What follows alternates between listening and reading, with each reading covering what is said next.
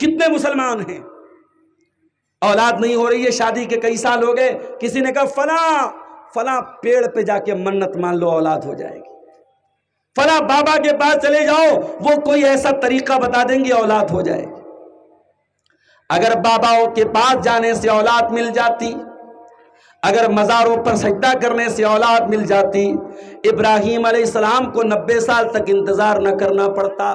جب اللہ قرآن میں کہہ چکا ہے یَهَبُ لِمَن یَشَاءُ إِنَاثًا، اللہ جس کو چاہتا ہے بیٹیاں دیتا ہے، وَيَهَبُ لِمَن یَشَاءُ الذُّكُورَ، اللہ جس کو چاہتا ہے بیٹا دیتا ہے، وَيَجْعَلُ مَن یَشَاءُ عَقِیمًا، اور اللہ جس کو چاہتا ہے باج بنا دیتا ہے، نہ بیٹا دیتا ہے نہ بیٹی دیتا ہے۔ جب اللہ تعالیٰ یہ اختیار اپنے پاس رکھے ہوئے ہیں تو او دنیا والوں، او مسلمانوں، تم اللہ کو چھوڑ کے کہیں اور جا کر کے اولاد کے چکر میں اپنا ایمان کیوں برباد کرتے ہو، اپنی توحید کیوں برباد کرتے ہو؟ بچہ بہت بیمار ہے، لڑکی بہت بیمار ہے، کسی نے کہا کلکتہ چلے جاؤ، فلاں درگاہ پہ جا کے سر جھکا دو، کسی نے کہا اجمیر چلے جاؤ ایک چادر چڑھا دو آپ کی بیٹی ٹھیک ہو جائے گی۔ کتنے مسلمان مزاروں کو دھونے کے بعد، قبروں کو دھونے کے بعد، ان قبروں کے دھونے کے بعد ان کا جو پانی ہوتا ہے اس پانی کو زمزم کی طرح ڈرم میں بھر بھر کے لاتے ہیں، یہ بابا کے مزار کا پانی ہے، یہ بیمار پہ چھڑک دو گے بیمار ٹھیک ہو جائے گا۔ او مسلمانوں، تم نے تو اپنی توحید کو برباد کر دیا، تم نے تو اپنے ایمان کو برباد کر دیا۔ اس دنیا میں نبیوں کے بعد سب سے نیک لوگ اگر کوئی آئے ہیں، نبی کے صحابہ آئے ہیں۔ کبھی آپ کو حج کرنے کا موقع ملے، کبھی آپ کو عمرہ کرنے کا موقع ملے، آپ مدینہ جا کے دیکھیے، مسجد نبوی کے بغل میں، مسجد نبوی کے سائیڈ میں بقیع کا قبرستان ہے، ہزاروں صحابہ کرام کی قبریں ہیں، نہ کوئی مزار بنائے نہ کوئی مقبرہ بنائے، سب مٹی کی کچی قبریں ہیں، اور ان قبروں کو دیکھ کے لگتا ہے ہاں یہ اللہ کے نیک بندے تھے، یہ نبی کے صحابہ تھے، ان سے بڑا اجمیر والا بھی ولی نہیں ہے، ان سے بڑا بغداد والا بھی ولی نہیں ہے، ان سے بڑا انڈیا میں یا دنیا کے کسی ملک میں ان سے بڑا کوئی ولی نہیں آیا، یہ اللہ کے سب سے بڑے ولی ہیں، مگر وہاں نہ کوئی چادر چڑھائی جا رہی ہے، نہ کوئی درگاہ بنی ہے، نہ کوئی وہاں پہ قبروں کی پوجا ہو رہی ہے۔ میرے پیارے ساتھیوں، اس بقیع کے قبرستان کو دیکھ کر کے آپ کو محسوس ہوگا کہ ایمان کس کو کہتے ہیں، توحید کس کو کہتے ہیں۔ یہ بہت بڑی برائی ہے جو مسلمانوں کے اندر آ گئی، شرک کرنے کی برائی، اور اللہ کے نبی نے اس کی بھی بھوشیوانی کی تھی، اس کی بھی پیشن گوئی کی تھی۔ اللہ کے پیارے نبی فرماتے ہیں لا تقوم الساعة، قیامت اس وقت تک نہیں آئے گی حتی تلحق قبائل من امتی بالمشرکین، یہاں تک کہ میری امت کے کچھ لوگ مشرکوں کے ساتھ مل جائیں گے، وحتی یعبد الاوثان، اور میری امت کے اندر بھی بت پرستی ہونے لگے گی۔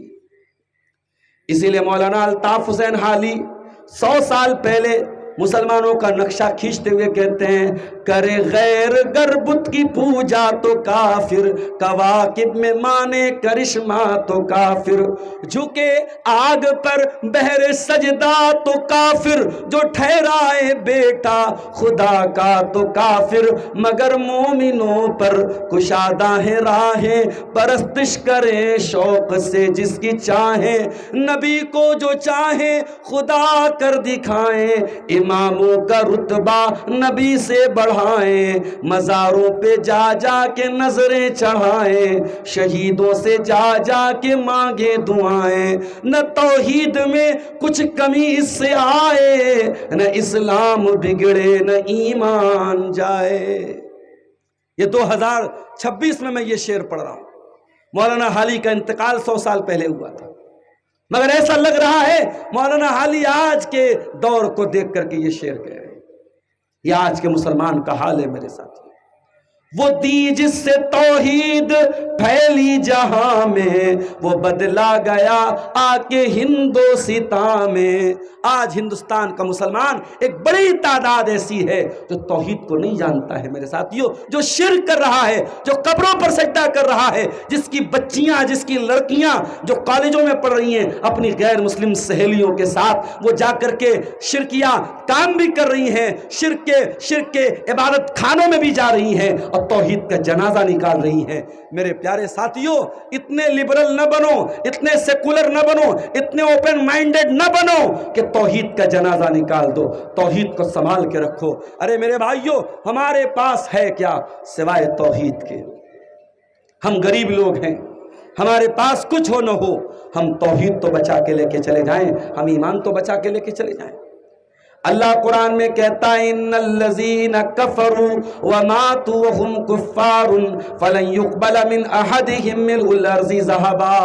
اے میرے بندو، اگر تم توحید کے بغیر قیامت کے دن آؤ گے، ایمان کے بغیر قیامت کے دن آؤ گے، تم زمین بھر کے سونا بھی اگر لے کے آ جاؤ، تمہارا سونا اللہ تعالیٰ کیا قبول نہیں کیا جائے گا؟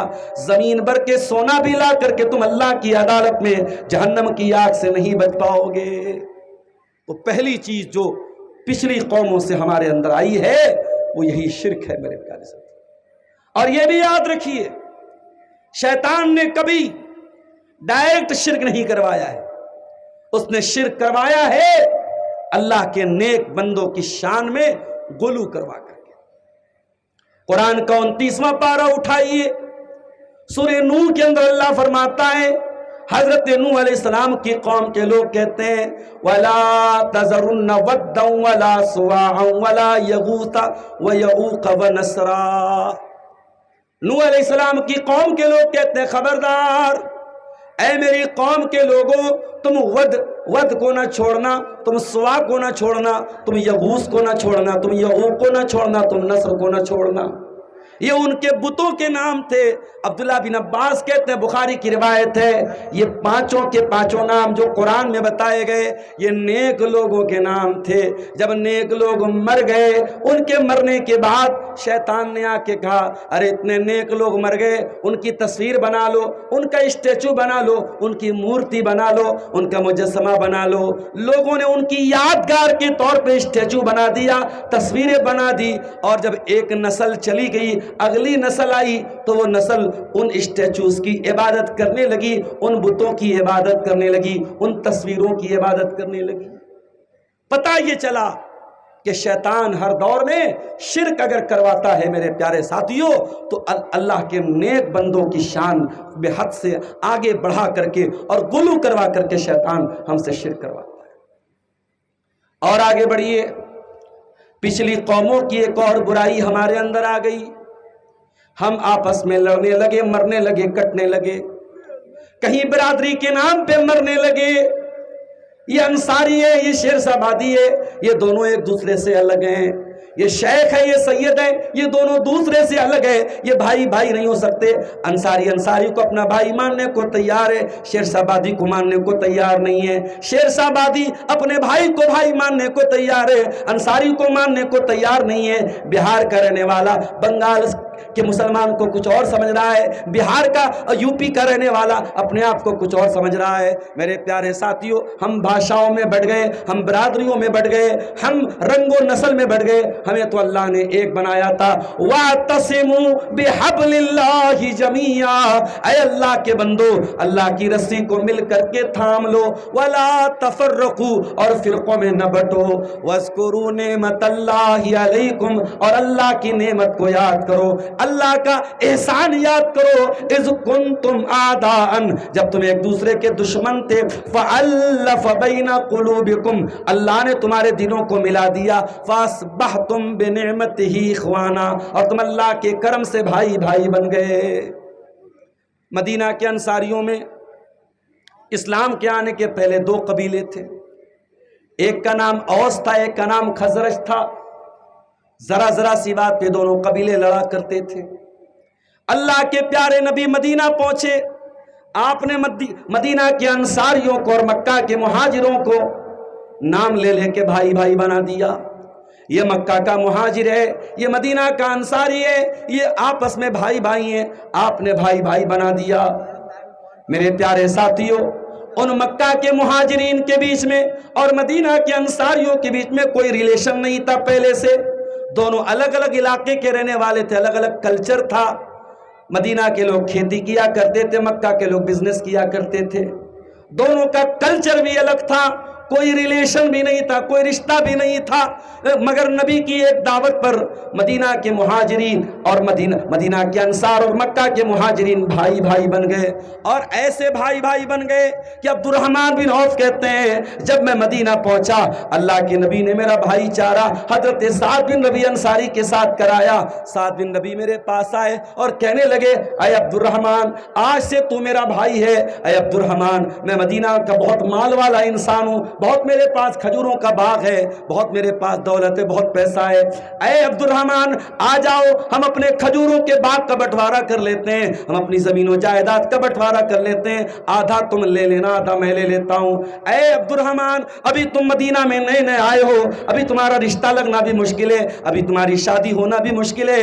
اے عبد الرحمن میری 4 بیویاں ہیں، تم کسی ایک بیوی کو پسند کر لو، میں طلاق دے دیتا ہوں، عدت گزرنے کے بعد تم نکاح کر لینا۔ میرے پیارے ساتھیوں قربانی کی اور ایثار کی یہ مثال، اتحاد کی یہ مثال پوری مانو اتہاس میں نہیں ملتی ہے، پوری انسانی تاریخ میں نہیں ملتی ہے۔ یہ محبت پیدا کرنے والے کون ہیں؟ یہ جناب محمد رسول اللہ صلی اللہ علیہ وسلم میں آپ نے بھائی بھائی بنا دیا۔ مگر آج ہم نے کیا کیا؟ ہم تو مرغے کھا کھا کے لڑائی کر رہے ہیں میرے ساتھ۔ نبی نے پتھر کھائے ہیں اور لوگوں کو جوڑا ہے، اور آج ہمارے ملا مولوی یہ مرغا کھا کر کے اور مچھلی کھا کے امت کو توڑنے کا کام کر رہے ہیں، امت کو لڑانے کا کام کر رہے ہیں۔ ابھی قربانی کا تہوار آیا، ایک ویڈیو سوشل میڈیا پر وائرل ہوا، ایک مولانا صاحب نے ویڈیو میں کہا اگر بڑے جانور کی قربانی ہو رہی ہے اور بڑے جانور کی قربانی میں 7 حصہ لیا جا رہا ہے، اگر ایک حصہ بھی کسی وہابی کا ہے، کسی دیوبندی کا ہے، بیان کرنے والا مولوی اپنے آپ کو بریلوی کہہ رہا ہے، سنی کہہ رہا ہے، وہ کہہ رہا ہے اگر بڑے جانور کی قربانی میں ایک حصہ بھی اگر کسی دیوبندی اور وہابی کا شامل ہے تو وہ پوری قربانی صحیح نہیں ہوگی، اور وہ گوشت حلال نہیں ہوگا، وہ گوشت مردار کا گوشت ہوگا، اور جو وہ گوشت کھائے گا وہ حرام کھانے والا مانا جائے گا۔ آپ غور کیجیے کتنی نفرت بھری ہے دماغوں میں اور کتنی نفرت بھری ہے ذہنوں میں۔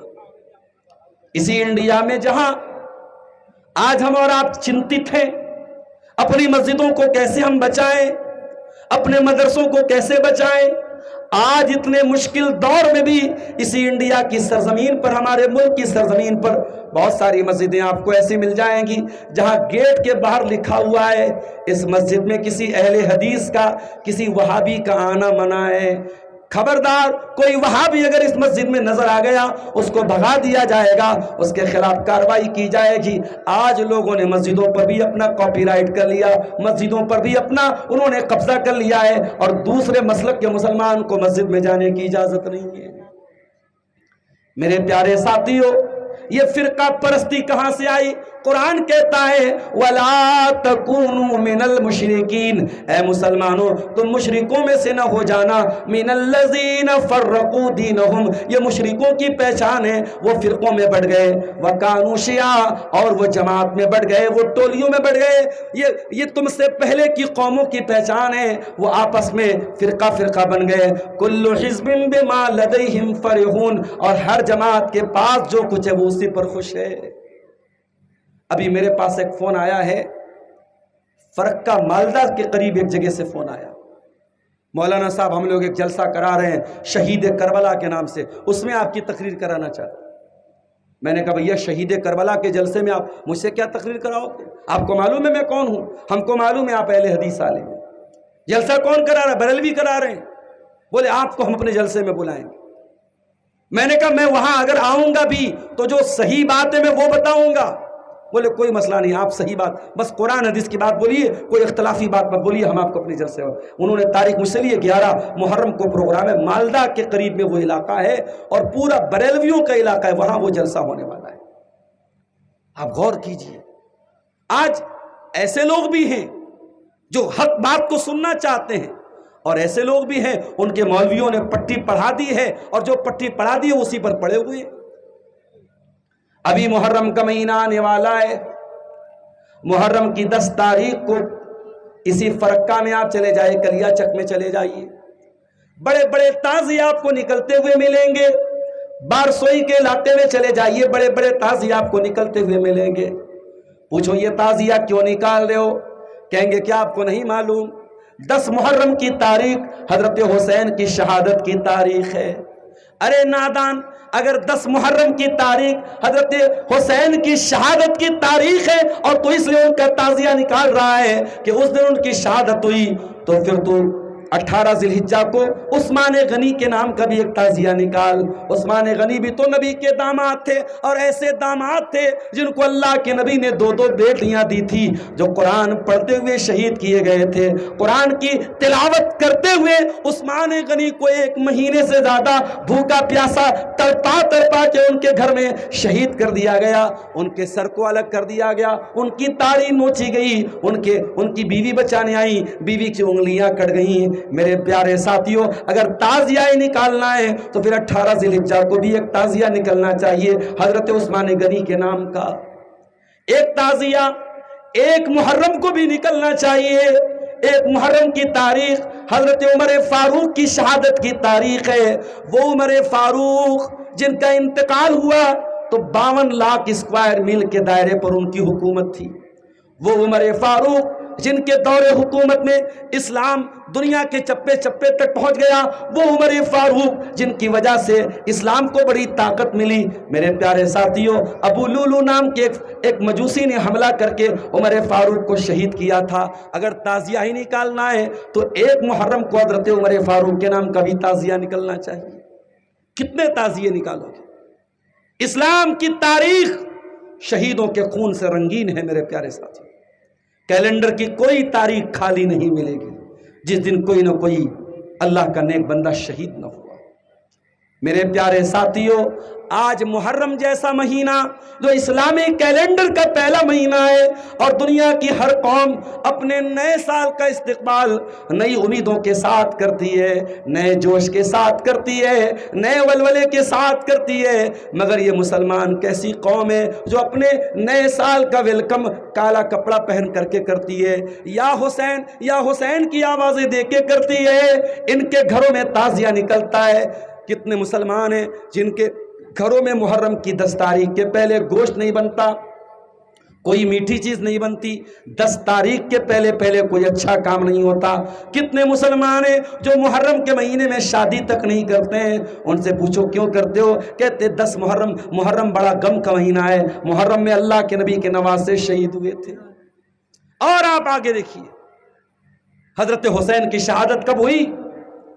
10 محرم سن 61 ہجری کو، نبی کے انتقال کے 50 سال کے بعد کربلا کے واقعے میں حضرت حسین کو دردناک طریقے سے شہید کیا گیا، مگر حضرت حسین کی شہادت میں کسی صحابی کا کوئی ہاتھ نہیں تھا۔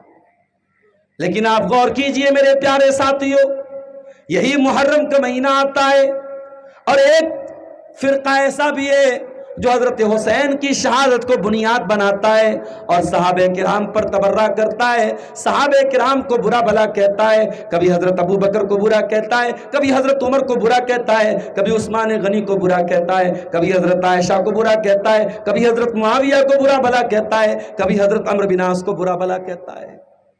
کل حزب بما لدیہم فرحون، قرآن کہتا ہے یہ امت فرقوں میں بڑھ جائے گی اور ہر فرقہ اپنے عقیدے پہ جم جائے گا۔ لوگ قرآن اور حدیث کو فالو نہیں کریں گے، لوگ اپنے اپنے بزرگوں کے اور اپنے اپنے مولویوں کے بتائے ہوئے دین کو فالو کریں گے۔ میرے پیارے ساتھیوں، امت کا یہ اختلاف آج امت کو دیمک کی طرح چاٹ رہا ہے، امت کو کمزور کر رہا ہے۔ آج اتنا بڑا ملک ہے اور کروڑوں مسلمان ہیں، اور آئے دن ایسی گھٹنائیں ہو رہی ہیں جن کو دیکھ کر کے آپ اور ہم پریشان ہوتے ہیں، مگر ہماری قوم میں نہ کوئی اتحاد ہے، نہ کوئی لیڈرشپ ہے، نہ کوئی آدمی ہے جس کو ہم کھڑا کر کے اپنی بات رکھ سکیں۔ میرے پیارے ساتھیوں، اتحاد پیدا کیجئے، آنے والا وقت بہت نازک ہے، آپ کے بچوں کے لیے بھی بہت نازک ہے، آپ کی لڑکیوں کے لیے بھی بہت نازک ہے، آپ کی نوجوان نسل کے لیے بھی بہت نازک ہے۔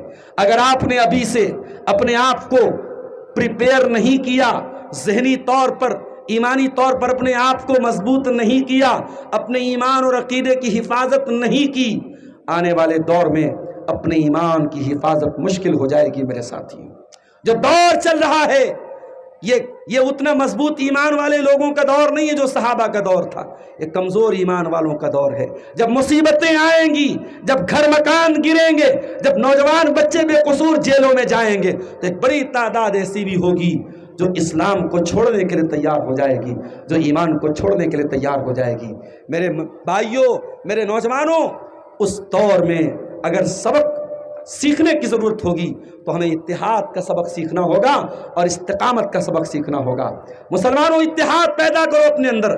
علامہ اقبال کہتے ہیں منفعت ایک ہے اس قوم کی، نقصان بھی ایک، منفعت ایک ہے اس قوم کی، نقصان بھی ایک ہی سب کا نبی، دین بھی ایمان بھی ایک، حرم پاک بھی اللہ بھی قرآن بھی ایک، کچھ بڑی بات تھی ہوتے جو مسلمان بھی ایک، فرقہ بندی ہے کہیں اور کہیں ذاتیں ہیں، کیا زمانے میں پنپنے کی یہی باتیں ہیں۔ ارے مسلمانوں، تم کو تو آپس میں اتنے اتحاد کے ساتھ رہنا چاہیے تھا۔ اللہ کے نبی فرماتے ہیں مثل المؤمنین فی توادہم وتعاطفہم وتراحمہم کمثل الجسد الواحد۔ اے مسلمانوں، تم ایک دوسرے کے ساتھ اتنی محبت کے ساتھ رہو، اتنے میل ملاپ کے ساتھ رہو جیسے انسان کا شریر ہوتا ہے، انسان کا جسم ہوتا ہے۔ انسان کے بدن میں کہیں پر بھی تکلیف ہوتی ہے، پورا بدن بے چین ہو جاتا ہے۔ اے مسلمانوں، تمہیں آپس میں اتنا ہمدرد ہونا چاہیے، ایک دوسرے کا اتنا ہمدرد ہونا چاہیے۔ ایک اور حدیث میں اللہ کے نبی فرماتے ہیں مسلمانوں، تمہاری مثال اس عمارت کی طرح ہونی چاہیے، کل بنیان یشد بعضہ بعضا، عمارت کا ایک حصہ دوسرے حصے کو طاقت دیتا ہے۔ ایک مسلمان دوسرے مسلمان کو طاقت دے، تمہیں ایک دوسرے کا سپورٹ کرنے والا ہونا چاہیے۔ یہ نہیں کہ میں تو بہار کا ہوں، یہ تو جھارکھنڈ کا ہے، وہ تو بنگال کا ہے، اس سے میرا کیا لینا دینا ہے، اس سے میرا کیا تعلق ہے، یہ نہیں ہونا چاہیے۔ اسلام کی آواز بنو، ایمان کی آواز بنو، اتحاد پیدا کرو میرے پیارے ساتھیوں۔ آج پچھلی قوموں کی یہ برائی ہمارے اندر آئی کہ ہم آپس میں فرقوں میں بڑھ گئے، ہم ٹولیوں میں بڑھ گئے۔ اور یہ بھی سن لیجئے، یہ اہل حدیث کا اسٹیج ہے، ہم اختلاف کی دعوت نہیں دیتے، ہم اتحاد کی دعوت دیتے ہیں۔ ہاں، اگر ہم یہ کہتے ہیں کہ ہم اہل حدیث ہیں تو ہم یہ نہیں کہتے ہیں کہ ہم ایک فرقہ ہیں، ہم فرقہ کی دعوت نہیں دیتے، ہم کہتے ہیں آؤ رب کے قرآن کی طرف آؤ اور مصطفیٰ کے فرمان کی طرف آؤ۔ اہل حدیث کسی تیسری چیز کی دعوت نہیں دیتا ہے، اہل حدیث کہتا آؤ اللہ کے قرآن کو تھام لو اور نبی کی حدیثوں کو تھام لو۔ یہ اتحاد کی دعوت ہے میرے پیارے ساتھیوں، یہ فرقہ پرستی کی دعوت نہیں۔ اور آگے بڑھیے، پچھلی قوموں کی ایک برائی ہمارے اندر یہ بھی آ گئی، ہم نے برائی کو برائی کہنا بند کر دیا، ہم نے لوگوں کو نیکی کا حکم دینا بند کر دیا، ہم نے برائی سے روکنا بند کر دیا۔ معاف کرنا، سال میں ایک بار پروگرام کرا لینے سے برائی ختم نہیں ہو جائے گی۔ آپ کا علاقہ نیپال بارڈر سے سٹا ہوا ہے، آپ کے نوجوان بڑی تعداد میں شراب پی رہے ہیں۔ مجھے یہاں تک لوگوں نے بتایا نوجوان تو نوجوان، بڑی عمر کے لوگ، بوڑھے لوگ، بزرگ لوگ بھی شراب پی رہے ہیں۔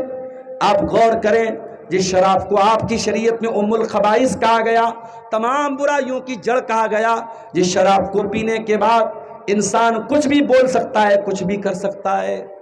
اور میں بتا چکا ہوں، میرے سامنے ایسا بھی کیس آیا ہے کہ باپ اپنی بیٹی کے ساتھ بھی غلط کام کرنے کی کوشش کر رہا ہے اور بار بار اپنی بیٹی، اپنی جوان بیٹی کو نیند کی حالت میں ٹچ کر رہا ہے، اپنی جوان بیٹی کے بدن کو چھو رہا ہے، اور بیوی جب منع کر رہی ہے بیوی کو مار رہا ہے، بیوی کو گالیاں دے رہا ہے، اور بیوی سے کہہ رہا ہے اگر کسی کو تو نے یہ بات بتائی تو میں تجھ کو مار کے پھینک دوں گا۔ میرے پیارے ساتھیوں، سماج کہاں پہنچ گیا ہے، سماج گندگی کے کس لیول پر پہنچ چکا ہے۔ آج 4 سال کی بچیوں کو بھی کوئی چیز لینے کے لیے گھر کے باہر بھیجنے کے پہلے ماں باپ ڈر جاتے ہیں۔ 4 سال کی بچی بھی اگر 5 منٹ نظر نہ آئے تو ماں باپ بھی بے چین ہو جاتے، میری بیٹی کہاں چلی گئی۔ ہم اس دور میں آ چکے ہیں میرے پیارے ساتھیوں، چھوٹی چھوٹی بچیاں بھی محفوظ نہیں ہیں۔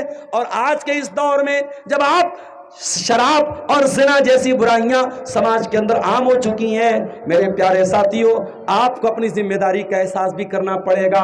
آپ مسلمان ہیں اور مسلمان کی ذمہ داری کیا ہے؟ قرآن کہتا ہے کنتم خیر امت اخرجت للناس، اے مسلمانوں تم دنیا کی سب سے اچھی امت ہو. اخرجت للناس، تمہیں لوگوں کے لیے نکالا گیا ہے. تامرون بالمعروف، تم نیکیوں کا حکم دیتے ہو. وتنہون عن المنکر، تم برائیوں سے روکتے ہو. وتؤمنون باللہ، اور تم اللہ کے اوپر ایمان رکھتے ہو. اللہ کے نبی نے بڑی پیاری مثال دی. آپ نے کہا پانی کے اندر کشتی جا رہی ہے اور کشتی میں 2 منزلہ ہے. اب اوپر والوں کے پاس پانی ہے، نیچے والوں کے پاس پانی ختم ہو گیا. نیچے والوں کو پانی کی ضرورت پڑی. انہوں نے سوچا بار بار ہم کیوں اوپر والے کے پاس جا کے پانی مانگیں. انہوں نے کشتی کے اندر سوراخ کر دیا تاکہ ان کو جلدی سے پانی مل جائے. وہ یہ بھول گئے کہ کشتی میں سوراخ کریں گے کشتی ڈوب جائے گی. اب اوپر والوں نے جب یہ دیکھا کہ نیچے والے پانی حاصل کرنے کے لیے کشتی میں ہی سوراخ کر رہے ہیں، اللہ کے نبی فرماتے ہیں اب اگر اوپر والے اطمینان سے بیٹھ جائیں کہ ہمارا کیا بگڑے گا، اگر یہ کشتی میں سوراخ کر رہے ہیں تو یہ ڈوبیں گے تو نیچے والے بھی ڈوبیں گے. جب کشتی ڈوبے گی تو اوپر والے بھی ڈوب جائیں گے. اور اگر وہ جلدی سے جا کے اس کا ہاتھ روک لیں گے کہ نہیں بھائی تو غلط کر رہا ہے، تجھے پانی چاہیے میں پانی دوں گا مگر تو کشتی میں سوراخ مت کر، اور فوراً اس کو روک دیں گے تو نیچے والے بھی بچ جائیں گے اوپر والے بھی بچ جائیں گے. میرے پیارے ساتھیوں یہ مثال دی ہے اللہ کے پیارے نبی نے برائی سے روکنے والوں کی. اور آج افسوس کے ساتھ کہنا پڑتا ہے، میں اس علاقے میں بہت آتا ہوں، سال میں 1-2 چکر تو لگ ہی جاتا ہے بٹرہا سکٹیا ارریا کے اس علاقے میں، مگر معاف کرنا سماج میں جب برائی زیادہ ہو تو صرف سال میں 1 بار پروگرام کر لینے سے کام نہیں بنے گا. میرے ساتھی آپ کو اور محنت کرنی پڑے گی، گھر گھر جا کے لوگوں سے ملنا پڑے گا. ہفتے میں مہینے میں 2-4 پروگرام اپنے لوکل کے علماء کو بلا کر کے مسجد میں کرنا ہوگا. اتنا بڑا پنڈال سجے نہ سجے، اتنی بڑی پبلک آئے نہ آئے، چند لوگ آئیں، لیکن آپ کو محنت کرنی پڑے گی. میرے پیارے ساتھیوں برائی کو برائی کہنا پڑے گا، نیکی کو نیکی کہنا پڑے گا. آپ نہیں روکیں گے. آج بیٹا پی رہا ہے کل باپ بھی پیے گا، آج باپ پی رہا ہے کل بیٹا بھی پیے گا. شراب کے نشے میں پورا گھر ڈوب جائے گا. میرے ساتھ آپ نہیں ہاتھ روکیں گے. آج ایک آدمی زنا کر رہا ہے کل پورا گاؤں زنا کرے گا. برائی کو روکنا یہ ہماری ذمہ داری ہے میرے پیارے ساتھی. اور جب برائی کو روکنا ہم بند کر دیں گے، اللہ کے نبی کے الفاظ سنیے. اللہ کے نبی کہتے ہیں لَتَأْمُرُنَّ بِالْمَعْرُوفِ وَلَتَنْهَوُنَّ عَنِ الْمُنْكَرِ، تم نیکی کا حکم دیتے رہنا، برائی سے روکتے رہنا. اگر تم نے یہ کام بند کر دیا ثم تدعونہ فلا یستجاب لکم، پھر تم اللہ سے دعائیں کرو گے تمہاری دعا قبول نہیں ہوگی. سوکھا پڑ جائے گا، اناج پیدا نہیں ہوگا، تم دعا کرو گے اللہ سوکھا ٹال دے، اناج کی پیداوار ٹھیک کر دے. جب بارش کی ضرورت ہو اللہ بارش بھیج دے، تم دعائیں کرو گے، نہ بارش آئے گی، نہ سوکھا ختم ہوگا، نہ پیداوار اچھی ہوگی. ایک کام تم نہیں کرو گے، نیکی کا حکم دینا اگر تم بند کر دو گے اور برائی سے روکنا تم بند کر دو گے، تمہاری دعائیں اللہ تعالیٰ قبول نہیں کرے گا. میرے پیارے ساتھیوں یہود و نصارہ پر اللہ تعالیٰ کی جو لعنت برسی تھی وہ کیوں برسی تھی؟ آئیے ذرا قرآن سے پوچھتے ہیں. لعن الذین کفروا من بنی اسرائیل علی لسان داؤد و عیسی ابن مریم. یہودیوں کے اوپر عیسیٰ علیہ السلام نے بھی لعنت کی، داؤد علیہ السلام نے بھی لعنت کی. کیوں لعنت کی؟ ذالک بما عصوا وکانوا یعتدون. یہ یہودی اللہ تعالیٰ کے بڑے نافرمان تھے، یہ حد سے تجاوز کیا کرتے تھے. کانوا لا یتناہون عن منکر فعلوہ، یہ ایک دوسرے کو برائی سے روکا نہیں کرتے تھے. یہ برائی کو کرتے تھے لیکن برائی سے روکا نہیں کرتے تھے. آپ یہ مزاج نہ بنائیں. گاؤں کی کوئی لڑکی بے پردہ گھوم رہی ہے، ہم سے کیا مطلب ہے؟ آپ اس کے باپ سے ملیں. آپ کو اگر جو بنی کے بازار میں، ارریا کی مارکیٹ میں آپ کے گاؤں کی کوئی مسلمان لڑکی کسی غیر مسلم لڑکے کے ساتھ ملے اور آپ یہ سوچ کے نظر انداز کرتے میری بہن تھوڑی ہے، میری بیٹی تھوڑی ہے، آپ پتہ لگائیں، آپ اس لڑکی کو بچانے کی کوشش کریں. میں کئی ایسے واقعات جانتا ہوں، اچھے اچھے گھروں کی مسلمان لڑکیاں پیار اور محبت کے نام پر غیر مسلم لڑکوں کے ساتھ گلچھرے منا رہی ہیں، اور کل ایک دن آئے گا جب وہ ان کے ساتھ شادی بھی کر لیں گی، اور جب ان کے ساتھ شادی کریں گی ان کے مذہب میں داخل ہو جائیں گی اور اسلام کو چھوڑ دیں گی۔ میرے پیارے ساتھی، یہ کوئی چھوٹا موٹا مسئلہ نہیں ہے، امت کی تاریخ میں ایسا واقعہ کم ہوا ہے، ایسا وقت بہت کم آیا ہے جب اتنی بڑی تعداد میں مسلمان عورتوں کے اندر ارتداد کی لہر آئی ہو، جو اس وقت ہمارے ملک ہندوستان میں آئی ہے میرے ساتھ۔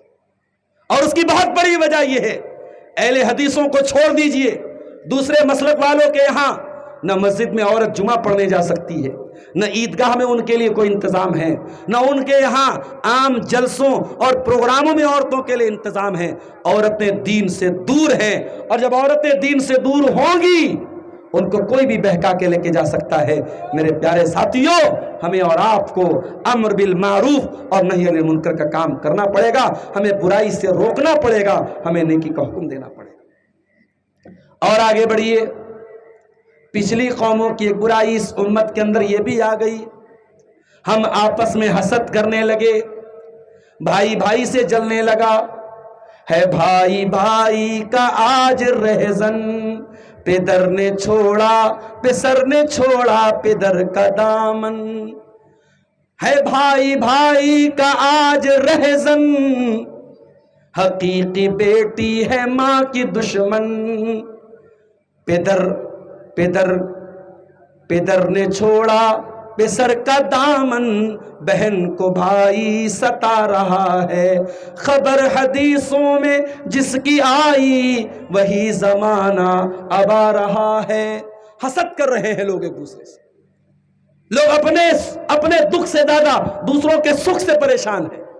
اس نے اتنا پیسہ کیسے کما لیا، اس کے پاس کروڑوں کی جائیداد کیسے بن گئی، اس نے 4 ویلر کیسے خرید لیا، اس نے اچھی والی بائک کیسے خرید لی، اس کے بیٹے کو نوکری کیسے مل گئی۔ آج مسلمان ایک دوسرے سے حسد کرنے لگا۔ او حسد کرنے والوں، خبردار خبردار، اللہ کے پیارے نبی فرماتے ہیں دب الیکم داء الامم من قبلکم، اے میری امت کے لوگوں، تم سے پہلے کی امت کی ایک برائی تمہارے اندر بھی آ جائے گی، الحسد والبغضاء، تم ایک دوسرے سے حسد کرنے لگو گے، ایک دوسرے سے بغض کرنے لگو گے، ایک دوسرے سے جلنے لگو گے، ایک دوسرے کی خوشی دیکھ کر کے جلنے لگو گے۔ حسد کی آگ جب بھی لگی ہے انسان کے دین کا جنازہ نکلا ہے میرے ساتھ۔ دنیا کا سب سے پہلا مرڈر اسی حسد کی وجہ سے ہوا۔ آدم کے 2 بیٹوں نے اللہ کی بارگاہ میں قربانی پیش کی، ایک بیٹے کا نام قابیل بتایا گیا، دوسرے کا نام حابیل بتایا گیا۔ قابیل نے قربانی پیش کی، قابیل نے ایک اللہ کی راہ میں تھوڑا سا جو اللہ کی راہ میں دیا، اور حابیل نے موٹا تازہ دمبا دیا۔ اس زمانے میں جب لوگ قربانی پیش کرتے تھے، آسمان سے ایک آگ آتی تھی اور اس قربانی کو کھا جاتی تھی، وہ قربانی کے قبول ہونے کا طریقہ تھا۔ حابیل نے بھی قربانی پیش کی، قابیل نے بھی قربانی پیش کی، حابیل کی قبول ہو گئی، قابیل کی قبول نہیں ہوئی۔ قابیل اپنے بھائی حابیل کو قتل کرنے کے لیے تیار ہو گیا اور اپنے بھائی کو قتل کر دیا۔ پہلا مرڈر، دنیا کی پہلی ہتیا اسی حسد کی آگ کی وجہ سے ہوئی ہے میرے ساتھ۔ اسی لیے اللہ کے نبی فرماتے کہ قیامت تک جتنے قتل ہوں گے، ہر قتل کا ذمہ دار قابیل بھی مانا جائے گا، اور قابیل کی گردن پر بھی اس کا خون ہوگا، کیونکہ قتل کی شروعات کرنے والا قابیل تھا۔ قابیل نے قتل کی برائی کی شروعات کرنے والا، برائی کی سٹارٹنگ کرنے والا، کسی بھی برائی کی بنیاد ڈالنے والا، جب تک وہ برائی ہوتی رہے گی اس کو سزا ملتی رہے گی۔ جانتے ہو آج کل ایک برائی اور چلی ہے، مرد کا مرد کے ساتھ تعلق قائم کرنا، مرد کا مرد کے ساتھ بدکاری کرنا۔ یہ برائی بھی آج بہت سارے علاقوں میں مسلمان نوجوان لڑکوں میں ہو رہی ہے۔ یہ برائی کس نے شروع کی تھی؟ یہ حضرت لوط علیہ السلام کی قوم نے شروع کی تھی۔ یہ کام کبھی جانور نے بھی نہیں کیا۔ جانور بھی اپنی ضرورت پوری کرنے کے لیے اپنی مادہ کے پاس جاتا ہے، یہ انسان اتنا گر گیا، مرد کے ساتھ اپنی شہوت پوری کرنے لگا۔ اور لوط علیہ السلام جب اپنی قوم کو تبلیغ کرتے ہیں تو کہتے ہیں وَلُوطًا إِذْ قَالَ لِقَوْمِهِ أَتَأْتُونَ الْفَاحِشَةَ مَا سَبَقَكُم بِهَا أَحَدٌ مِّنَ الْعَالَمِينَ۔ لوط علیہ السلام کہتے ہیں میری قوم کے لوگوں، تم اتنا گندا کام کیوں کرتے ہو جو تم سے پہلے کسی نے نہیں کیا تھا؟ انکم لتاتون شہوۃ، انکم لتاتون الرجال شہوۃ من دون النساء، تم مردوں عورتوں کو چھوڑ کر اپنے مردوں سے جا کر کے اپنی شہوت پوری کرتے ہو۔ بل انتم قوم مسرفون، اے میری قوم کے لوگوں تم حد سے تجاوز کرنے والے ہو، تم حد سے نکل جانے والے ہو۔ انجام کیا ہوا تھا لوط علیہ السلام کی قوم کا؟ انجام یہ ہوا آسمان سے پتھروں کی بارش ہوئی اور پوری بستی کو اللہ تعالیٰ نے الٹ دیا، پوری بستی تباہ و برباد ہو گئی۔ میرے پیارے ساتھیوں، جب انہوں نے اللہ کے قانون کو الٹ دیا، اللہ نے پوری بستی کو الٹ دیا۔ آسمان سے پانی برستا ہے، مگر جب انہوں نے اپنی عورتوں کے بجائے اپنے مردوں کے ساتھ اپنی شہوت پورا کرنا شروع کر دیا تو اللہ نے آسمان سے پتھروں کو برسایا، اور پتھر جس کے اوپر گرتے تھے وہ ہلاک ہو گیا، برباد ہو گیا، پوری قوم تباہ و برباد ہو گئی۔ میرے ساتھی، آج کتنے مسلمان بھی آپ کو مل جائیں گے جو برائی بھی کرتے ہیں اور برائی کے اوپر فخر بھی کرتے ہیں، برائی کرتے ہیں اور برائی کی دلیل بھی دیتے ہیں، برائی کو جسٹیفائی کرنے کی کوشش کرتے ہیں، اپنے غلط کام کو صحیح ٹھہرانے کی کوشش کرتے ہیں۔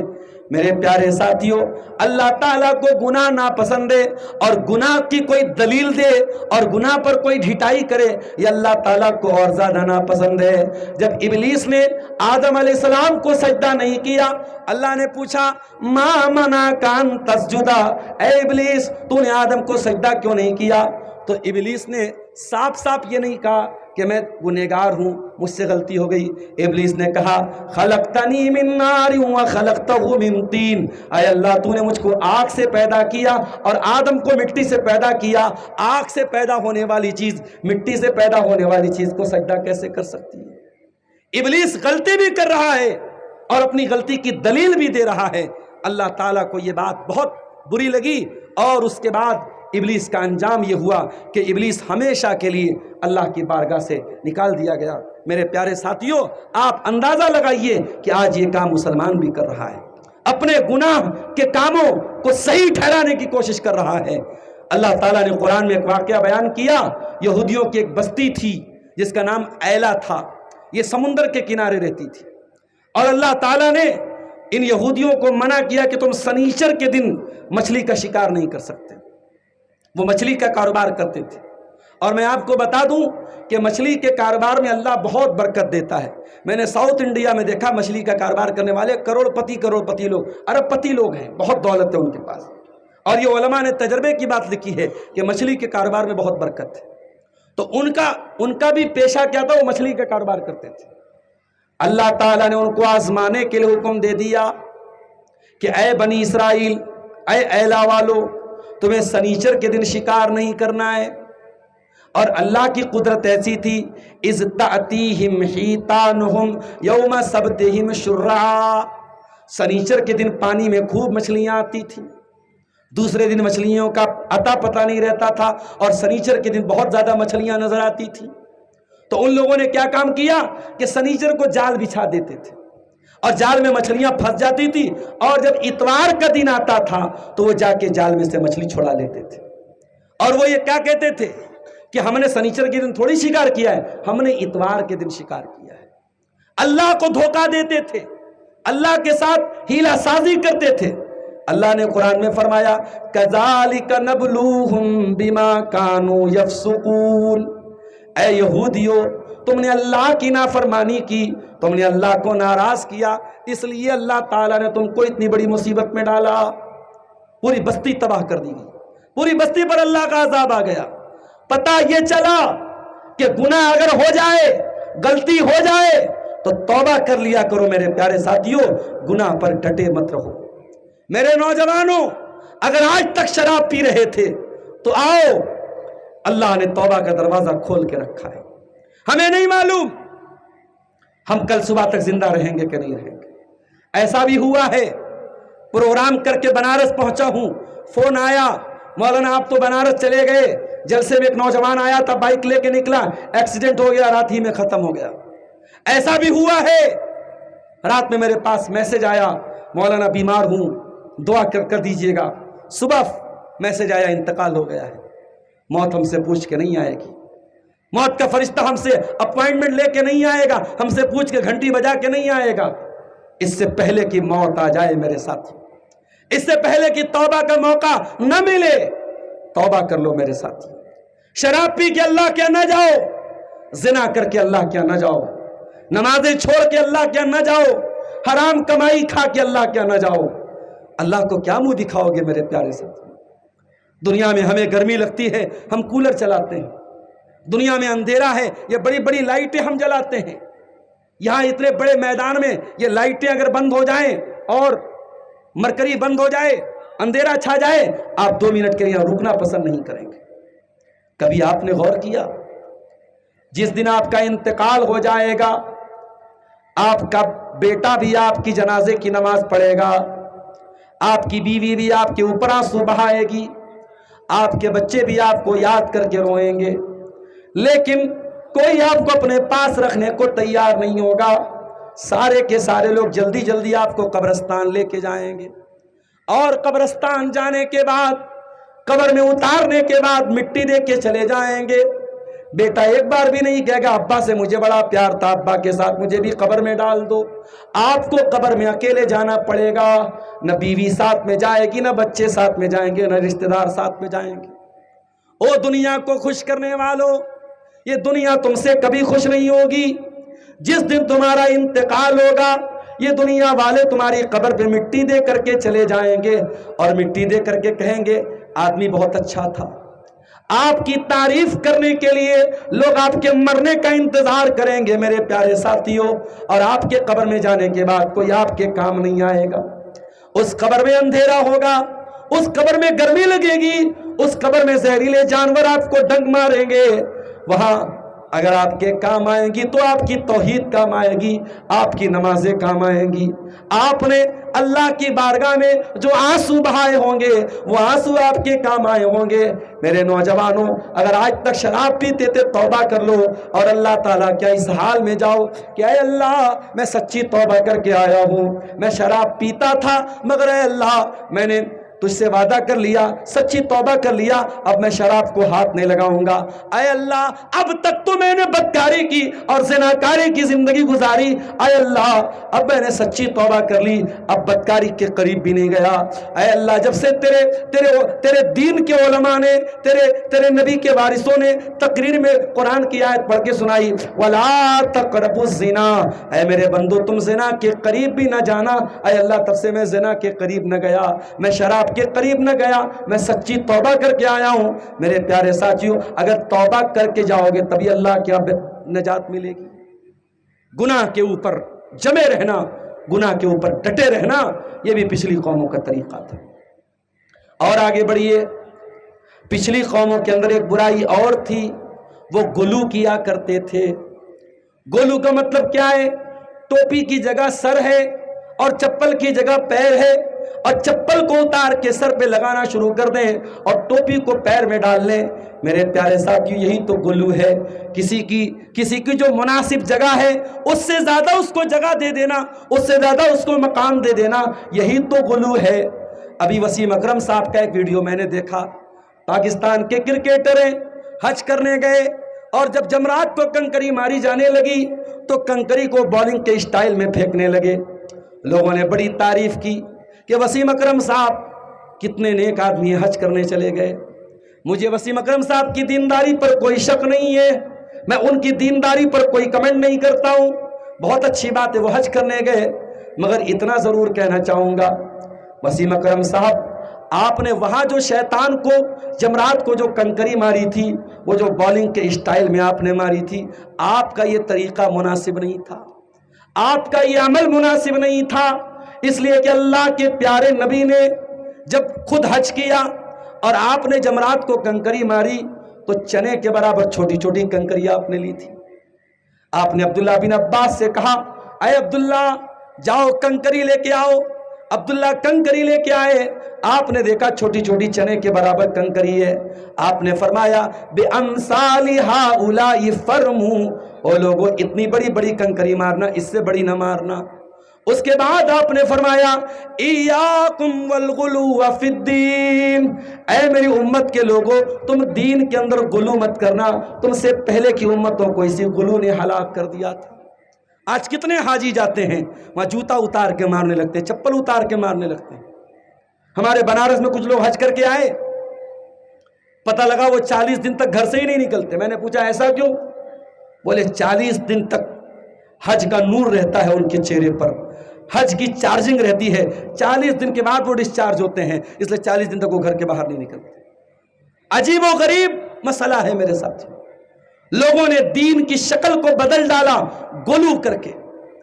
اللہ کے نیک بندوں کو نبی کا درجہ دے دیا، نبی کو اللہ کا درجہ دے دیا۔ ایک شاعر کہتا ہے حاجیوں کعبہ تو دیکھ آئے، آؤ کعبے کا کعبہ دیکھ لو۔ وہ نبی کی قبر کو کعبے کا کعبہ قرار دے رہا ہے۔ یہ غلو ہے، یہ اللہ کی نبی کی شان میں حد سے آگے بڑھنا ہے میرے ساتھ۔ نبی نے کبھی اپنی شان میں غلو کو پسند نہیں کیا ہے۔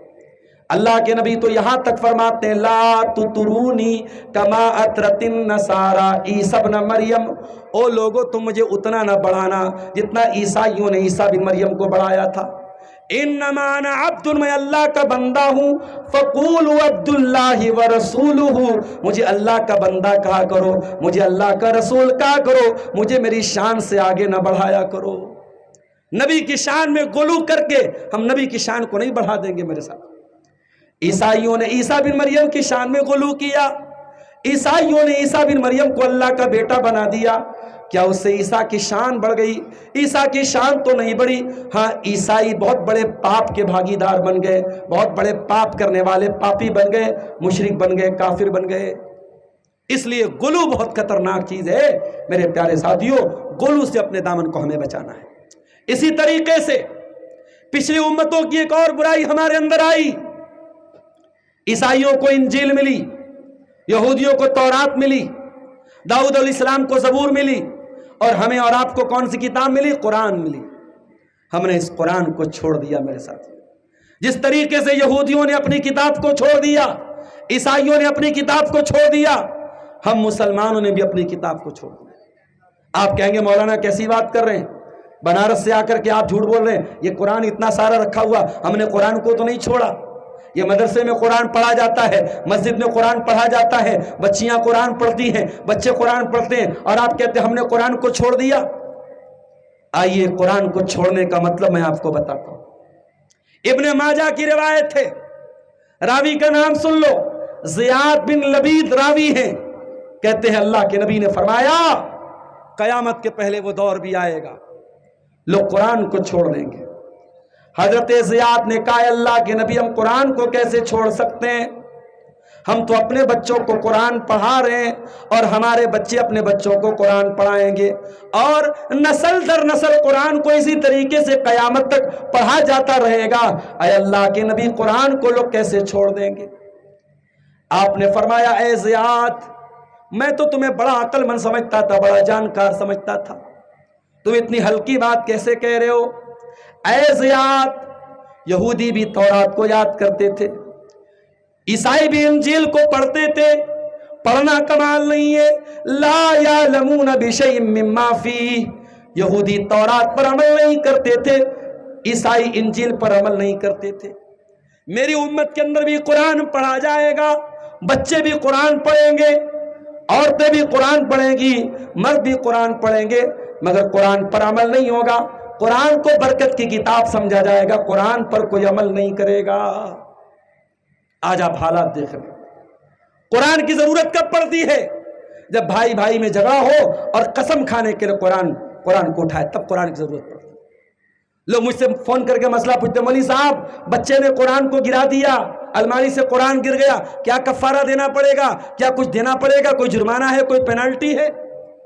ارے قرآن الماری سے گر گیا تو فتویٰ پوچھ رہا ہے، قرآن بچے سے گر گیا تو فتویٰ پوچھ رہا ہے، اور قرآن کو جو تو نے دل سے اتار دیا اس کا کیا ہوگا میرے بھائی؟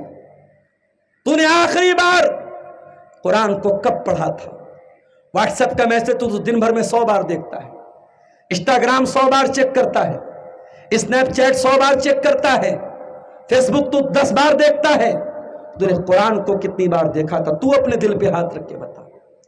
اور قرآن کو تو نے سمجھ کے کتنی بار پڑھا؟ قرآن کا ترجمہ کتنی بار پڑھا؟ قرآن کی تفسیر کتنی بار پڑھی؟ افلا یتدبرون القرآن ام علی قلوب اقفالها. میرے بندو، اگر تم قرآن پر غور نہیں کرو گے تمہارے دلوں پہ تالے لگ جائیں گے، تمہارے دل لاک ہو جائیں گے. اور آج ہمارے دل لاک ہو چکے ہیں میرے ساتھ. رات بھر کے جلسے ہو رہے ہیں، 2 دن کے جلسے ہو رہے ہیں. کوئی جھارکھنڈ سے آ رہا ہے، کوئی بنگال سے آ رہا ہے، کوئی بنارس سے آ رہا ہے. اور اس کے بعد انجام یہ ہے کہ ڈوبا ٹولہ میں دوبارہ میں آؤں اور لوگ کہیں مولوی صاحب شرابیوں کی کوئی کمی نہیں آئی، مولوی صاحب نمازیوں کی تعداد میں کوئی بڑھوتری نہیں ہے، مولوی صاحب جوان لڑکیاں بے پردہ گھوم رہی ہیں، مولوی صاحب سودی کاروبار بدستور چل رہا ہے. اس کا مطلب یہ ہوا کہ قرآن ہمارے دلوں سے، قرآن کا کوئی کنیکشن نہیں ہے میرے ساتھی. لہذا قرآن کو پڑھو اور قرآن پر غور کرو میرے ساتھی، قرآن پر عمل کرو. میری ماں اور بہنوں، آپ سے بھی کہنا چاہوں گا، اپنی بچیوں کو اگر پورا قرآن نہیں پڑھا سکتی ہو تو ترجمہ کے ساتھ بہت غور سے سنو. میری ماں اور بہنوں، قرآن کی 3 سورتیں اپنی بچیوں کو ضرور پڑھا دیں. ایک سورہ نساء پڑھا دینا، ایک سورہ نور پڑھا دینا، ایک سورہ احزاب پڑھا دینا. جو لڑکی ان 3 سورتوں کو سمجھ کے پڑھے گی وہ بغیر دوپٹے کے گھر سے نہیں نکلے گی، بغیر نقاب کے گھر سے نہیں نکلے گی، میک اپ کر کے سج سور کے گھر سے نہیں نکلے گی، اپنا حسن کسی کو نہیں دکھائے گی، انسٹاگرام پر فوٹو نہیں ڈالے گی، اسنیپ چیٹ پہ فوٹو نہیں ڈال. جو ان 3 سورتوں کو غور سے پڑھ لے گا، سورہ نساء، سورہ نور اور سورہ احزاب. اور کل جمعہ کا دن ہے، سورہ کہف بھی ضرور پڑھا کرو. سورہ کہف کی شروع کی اور آخر کی 10 آیتیں جو یاد کر لے گا، اللہ کے نبی فرماتے ہیں دجال کے فتنے سے محفوظ رہے گا. اب دجال کا زمانہ بہت دور نہیں ہے، دجال کا دور بھی قریب آ چکا ہے، قیامت قریب آ چکی ہے. ہو سکتا ہے ہم نہ دجال کو دیکھ پائیں، ہماری آنے والی نسل دیکھے، مگر دجال کا وقت بہت قریب ہے میرے ساتھی. اس لیے سورہ کہف کو بھی پڑھا کرو، قرآن کو پڑھا کرو میرے ساتھیوں. ورنہ یاد رکھو، رسول کی عدالت میں، اللہ کی عدالت میں رسول ہمارے خلاف کیس دائر کریں گے. اور وہ کیس کیا ہوگا؟ وقال الرسول یا رب ان قوم اتخذوا هذا القرآن مہجورا. قیامت کے دن اللہ کے رسول کہیں گے اے اللہ، میری قوم نے قرآن کو چھوڑ دیا تھا، میری قوم قرآن کو چھوڑ چکی تھی، قرآن سے کوئی تعلق نہیں تھا اس قوم کا. ابھی آج کل ایک مسجد کا واقعہ آیا اتر پردیش میں، یا غالباً کہیں اور کا واقعہ ہے. مسجد کے ملبے کے اندر سے ایک پوسٹر نکلا جس پر آئی لو محمد لکھا ہوا تھا. اس پر بھی میڈیا میں بڑا بوال چل رہا ہے کہ آئی لو محمد لکھا ہے تو یہ کوئی خطرناک چیز ہو گئی. ارے پوسٹر پر آئی لو محمد لکھا ہے تو پوسٹر خطرناک ہو گیا؟ ہر مسلمان کے دل پر آئی لو محمد لکھا ہے تو کیا ہر مسلمان کو تم خطرناک بولو گے؟ نفرت کی یہ راجنیتی اور نفرت کی یہ سیاست زیادہ دن تک نہیں چلے گی میرے پیارے ساتھی. یاد رکھو، آج اتر پردیش کے شاملی کا ایک مسلمان جس کا نام پہلے آیوش تھا اور اب محمد علی ہے، میڈیا والوں نے اس سے پوچھا کہ آپ کو بہکایا گیا، کیا آپ کا برین واش کیا گیا؟ اس نے کہا نہیں، میں نے اپنی خوشی سے اسلام قبول کیا ہے. میڈیا والوں نے کہا اگر آپ کا باپ اپنی جائیداد سے آپ کو بے دخل کر دے، کروڑوں کی جائیداد ہے اس کے باپ کی، اگر آپ کے باپ کی جائیداد سے آپ کو بے دخل کر دیا جائے تو کیا آپ اسلام کو چھوڑ دیں گے؟ تو محمد علی عرف آیوش نے بڑا پیارا جواب دیا. اس نے کہا میرے ایک ہاتھ پہ چاند رکھ دیا جائے، ایک ہاتھ پہ سورج رکھ دیا جائے اور پھر بھی کہا جائے کہ میں اسلام کو چھوڑ دوں تو میں اسلام کو نہیں چھوڑوں. ڈوبا ٹولہ والوں، کتنے نوجوان ہیں جن کے چہروں پر داڑھی نہیں ہے، انصاری گھر میں پیدا ہوئے، شیرشاہ آبادی کے گھر میں پیدا ہوئے، باپ بھی مسلمان، ماں بھی مسلمان، دادا بھی مسلمان، خاندان مسلمان، نہ چہرے پر داڑھی ہے، نہ شکل دیکھ کے لگتا ہے کہ مسلمان ہے. وہ بیچارہ لڑکا غیر مسلم پریوار میں پلا بڑھا تھا، ابھی اس کو اسلام قبول کیے ہوئے 11 سال ہوئے ہیں. اس کا چہرہ دیکھو، اس کی داڑھی دیکھو اور جاؤ کسی چلو اور پانی میں ڈوب کے مر جاؤ۔ میرے نوجوانوں، وہ نوجوان ہمیں اور آپ کو میسج دے رہا ہے، اسلام لائے ہو، اسلام کا راستہ یہ پھولوں کا راستہ نہیں ہے، کانٹوں کا راستہ ہے میرے ساتھ۔ اسلام کے راستے میں تکلیفیں بھی آئیں گی، آزمائشیں بھی آئیں گی، پریشان بھی کیا جائے گا، ہراسمنٹ بھی ہوگا، اس کو برداشت کرنے کے لیے تیار رہنا۔ ان الذین قالوا ربنا اللہ، جو لوگ اللہ کو اپنا رب مانتے ہیں، ثم استقاموا، پھر اسی کے اوپر جم جاتے ہیں، تتنزل علیہم الملائکہ، ان کے اوپر اللہ کے فرشتے آتے ہیں اور کہتے ہیں اللہ تخافوا ولا تحزنوا، تم غم نہ کرو، تم ڈرو نہیں، وابشروا بالجنہ، تمہیں ضرور جنت ملے گی، التی کنتم توعدون، جس کا تم سے وعدہ کیا جاتا ہے۔ استقامت پیدا کرو میرے پیارے ساتھی۔ یہ چند باتیں پچھلی قوموں کے طور طریقے جو ہمارے اندر آئی ہیں، اس موضوع پر آپ کے سامنے رکھی گئیں، اس امید کے ساتھ کہ ان چیزوں سے اپنے دامن کو ہم بچائیں گے، اپنے ایمان کی حفاظت کریں گے، اپنے اخلاق کی حفاظت کریں گے۔ میں آپ تمام حضرات کا شکر گزار ہوں کہ موسم کے ناساز ہونے کے باوجود آپ نے ساتھ دیا، آپ پروگرام میں آئے اور آپ نے مسجد کے لیے تعاون بھی پیش کیا ہے۔ جو بھائی تعاون نہیں کر سکے ہیں کسی وجہ سے، میں جاتے جاتے ان سے بھی اپیل کروں گا، اللہ کے گھر کا معاملہ ہے، انشاءاللہ اس سے بڑا انویسٹمنٹ کوئی نہیں ہے۔ دنیا میں بینک میں پیسہ رکھتے ہو، کسی کاروبار میں لگاتے ہو، 10% ملے گا، 20% ملے گا، 50% ملے گا، لیکن مسجد میں جو تعاون کرو گے اس سے بہترین انویسٹمنٹ کوئی نہیں، اس کا بدلہ آپ کو جنت میں ملے گا۔ میرے پیارے ساتھیوں، ضرور آپ اس مسجد کے لیے تعاون کر کے جائیں۔ ماں و بہنوں سے بھی گزارش کرتا ہوں کہ آپ اپنا تعاون ضرور پیش کریں۔ اللہ تعالی ہم سب کے تعاون کو قبول فرمائے، رب العالمین ہمیں کہنے سننے سے زیادہ عمل کی توفیق عطا فرمائے۔ اللہ ہمارے اس دیش بھارت کی حفاظت فرمائے، اللہ بھارت کو ہر دشمن کی چال سے اللہ محفوظ رکھے۔ اللہ جو ظالم اس دیش کا بھائی چارہ ختم کرنا چاہتے ہیں، اس دیش کے لوگوں کو آپس میں لڑانا چاہتے ہیں، جو مسلمانوں کے جان اور مال اور عزت اور آبرو کے دشمن ہیں، اللہ ایسے ظالموں کو ان کے انجام تک پہنچا دے۔ اللہ ہماری مسجدوں کی حفاظت فرمائے، اللہ ہمارے مدرسوں کی حفاظت فرمائے، اللہ ہمارے علماء کی حفاظت فرمائے۔ جو ہمیں بیمار ہیں اللہ سب کو شفائے کاملہ عاجلہ عطا فرمائے، جو ہمیں روزگار سے پریشان ہیں اللہ ان کے کاروبار میں برکت نصیب فرمائے۔ جب تک ہم دنیا میں زندہ رہیں اسلام پر زندہ رہیں اور ہمارا خاتمہ ایمان پر ہو۔ ربنا تقبل منا انک انت السمیع العلیم وتب علینا انک انت التواب الرحیم، وصلی اللہ تعالی علی نبینا محمد وعلی آلہ وصحبہ اجمعین، والسلام علیکم ورحمۃ اللہ وبرکاتہ۔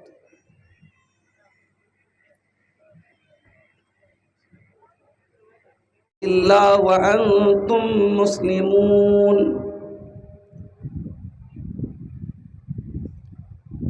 یا ایھا الناس اتقوا ربکم الذی خلقکم من نفس واحدہ وخلق منها زوجها وبث منهما رجالا كثيرا ونساء واتقوا الله الذي تساءلون به والأرحام إن الله كان عليكم رقيبا يا أيها الذين آمنوا اتقوا الله وقولوا قولا سديدا يصلح لكم أعمالكم ويغفر لكم ذنوبكم ومن يطع الله ورسوله فقد فاز فوزا عظيما أما بعد فإن خير الحديث كتاب الله وخير الهدي هدي محمد صلى الله عليه وسلم وشر الأمور محدثاتها وكل محدثة بدعة وكل بدعة ضلالة وكل ضلالة في النار۔ أعوذ بالله من الشيطان الرجيم، بسم الله الرحمن الرحيم، ولا تكونوا من المشركين من الذين فرقوا دينهم وكانوا شيعا کل حزب بما لدیہم فرحون۔ وقال النبی صلی اللہ علیہ وسلم لَتَتَّبِعُنَّ سُنَنَ مَنْ كَانَ قَبْلَكُمْ شِبْرًا بِشِبْرٍ وَذِرَاعًا بِذِرَاعٍ حَتَّى لَوْ سَلَكُوا جُحْرَ ضَبٍّ لَسَلَكْتُمُوهُ، متفق علیہ۔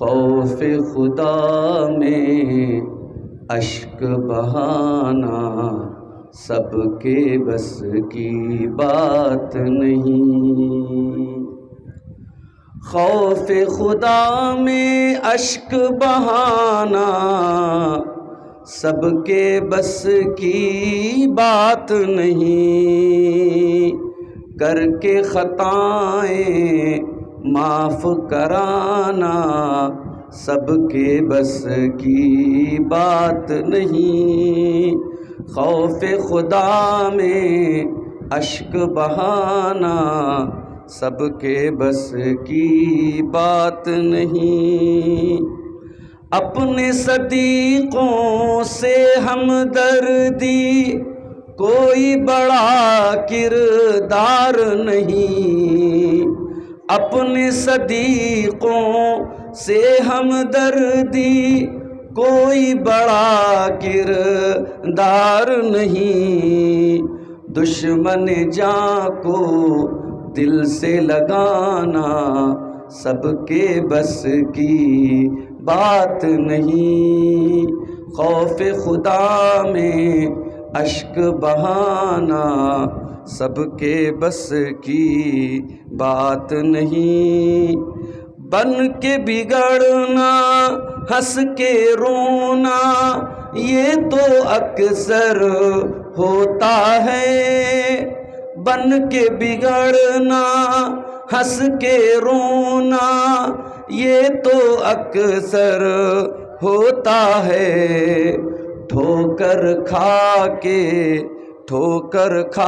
کے بلندی پانا سب کے بس کی بات نہیں، خوف خدا میں اشک بہانا سب کے بس کی بات نہیں، دشمن دی کو گالی دینا رب نے کہا ہے ٹھیک نہیں، دشمن دی کو گالی دینا رب نے کہا ہے ٹھیک نہیں، دشمن دی سے گالی کھانا سب کے بس کی بات نہیں، خوف خدا میں اشک بہانا سب کے بس کی بات نہیں،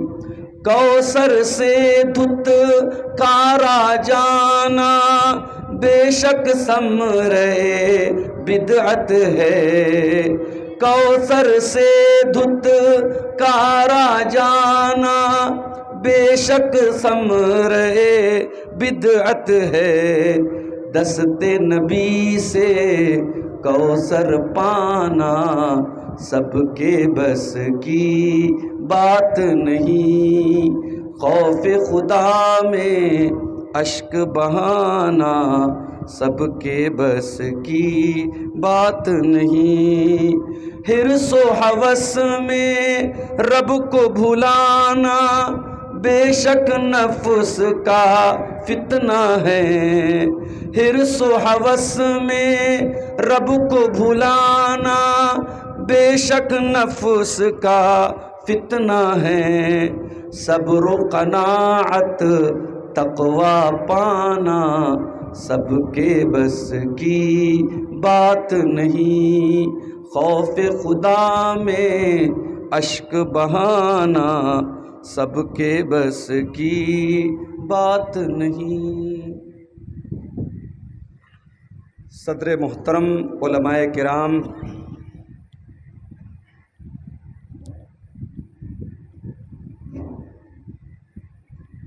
محترم بزرگوں، نوجوان ساتھیوں، ماؤں اور بہنوں، پیارے بچوں، ضلع ارریہ کے اس گاؤں، کیا نام ہے، ڈوبا ٹولہ، کیا پہلے ڈوبا تھا کیا کبھی؟ نیپال بارڈر سے سٹے ہوئے اس گاؤں میں 2 روزہ پروگرام کا آج یہ دوسرا اور آخری دن ہے،